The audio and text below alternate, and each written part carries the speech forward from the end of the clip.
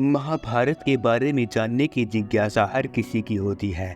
महाभारत को हमारे वेदों और पुराणों में एक खास ग्रंथ माना जाता है। महाभारत को धर्म और अधर्म के बीच हुआ सबसे बड़ा युद्ध माना जाता है। अक्सर हमें महाभारत की घटनाएं पेचीदा रिश्ते और उलझन भरी स्थितियों के बारे में देखने को ही मिलती हैं। परंतु क्या आपको पता है कि कर्ण की मृत्यु भगवान श्री कृष्ण की वजह से कैसे हुई थी, और आखिर ऐसा क्या हुआ था कि भगवान श्री कृष्ण ने खुद ही कर्ण का अंतिम संस्कार करना पड़ा। तो मित्रों, इतिहास के पन्नों में कर्ण को पराक्रमी योद्धा के साथ साथ दानवीर राजा भी माना जाता है। दानवीर कर्ण की शक्तियों का अंदाजा तो इस बात से ही लगाया जा सकता है कि जब कर्ण के बाण अर्जुन के रथ को 3 से 4 अंगुल पीछे खिसका देते थे, जबकि अर्जुन के रथ पर 2 महाशक्तियां मौजूद थी। एक तो संपूर्ण ब्रह्मांड के संचालक श्री हरि विष्णु जी, जो कि रथ पर विराजमान थे। दूसरी महाशक्ति इस ब्रह्मांड के विध्वंसक भगवान शिव के अंश अवतार हनुमान जी के रूप में अर्जुन के रथ पर विराजित थे। और इन महाशक्तियों के होने के बावजूद भी कर्ण अर्जुन के रथ को पीछे खिसका सकते थे, तो वे कितने शक्तिशाली होंगे इसका अनुमान भी नहीं लगाया जा सकता।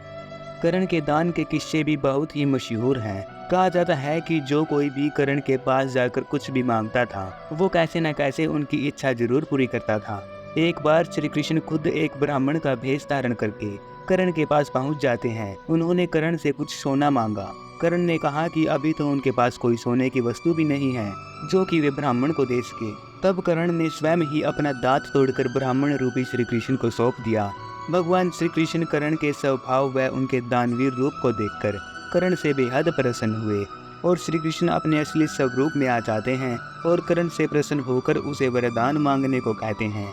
कर्ण ने कहा कि उनकी मृत्यु होने पर उनका अंतिम संस्कार एक शुद्ध भूमि पर होना चाहिए और एक ऐसे व्यक्ति द्वारा ही उनका अंतिम संस्कार किया जाना चाहिए जो कि पूरी तरह से पाप से मुक्त हो। और यही कारण था कि भगवान श्री कृष्ण ने स्वयं ही कर्ण का अंतिम संस्कार किया था। लेकिन दोस्तों, क्या आप जानते हैं कि कर्ण इतना अच्छा धनुर्धर था, बहुत ही बड़ा बलवान योद्धा था, परंतु उसकी मृत्यु ऐसे आसानी से ही कैसे हो गई? हम आपको कर्ण की मृत्यु के पीछे कुछ कारणों को भी बताना चाहते हैं।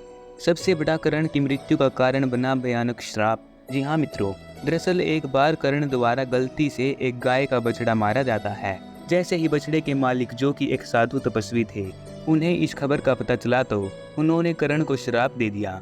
उन्होंने कर्ण को श्राप दिया कि वह भी इसी तरह ही मारा जाएगा। यह श्राप भी मित्रों कर्ण की मृत्यु का एक बड़ा कारण था। दूसरा एक कारण कर्ण की मृत्यु का बना वो था भगवान परशुराम का श्राप। जैसे कि आप लोग जानते भी होंगे कि कर्ण ने भगवान परशुराम जी से झूठ बोलकर शिक्षा ग्रहण की थी, जिस कारण उन्हें भगवान परशुराम ने श्राप दिया था कि उसे जब भी इस विद्या की सबसे सख्त जरूरत होगी वह इसे भूल जाएगा। साथ ही कर्ण ने अधर्म का साथ दिया था और अपनी दुर्योधन के प्रति मित्रता के कारण श्री कृष्ण के खिलाफ लड़ बैठा था। लेकिन श्री कृष्ण तो भगवान थे और यही वे बड़े कारण थे जिनकी वजह से कर्ण मारा गया। और यह महाभारत युद्ध का 17वां दिन था।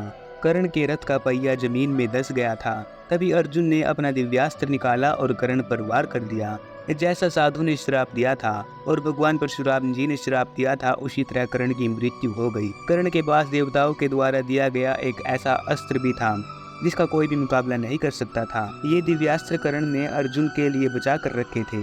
जब भीम का पुत्र घटोत्कच कौरवों की सेना पर कहर ढा रहा था, तब मजबूर होकर कर्ण ने उस पर वह दिव्यास्त्र चला दिया था। इसके बाद श्री कृष्ण ने अर्जुन को बताया कि अब तुम्हें इससे कोई खतरा नहीं है। कर्ण के दिव्यास्त्र का इस्तेमाल घटोत्कच का वध करने में कर लिया गया है। अब तुम कर्ण का वध आसानी से कर सकते हो। इस तरह भी कर्ण मारा गया और श्री कृष्ण ने कर्ण को पहले ही वचन दिया था कि कोई ऐसा शख्स ही उनका अंतिम संस्कार कर सकेगा जो कि पूरी तरह से पाप मुक्त हो। वहाँ पर ऐसा कोई व्यक्ति मौजूद नहीं था जिसने कभी पाप नहीं किए हो। तब भगवान श्री कृष्ण ने स्वयं ही कर्ण का अंतिम संस्कार किया और उसे मुक्ति दिलाई। तो मित्रों, कैसी लगी आपको आज की वीडियो? कमेंट सेक्शन में जय श्री कृष्णा जरूर लिखिएगा। साथ ही साथ इस वीडियो को एक लाइक और चैनल को सब्सक्राइब भी कर सकते हैं।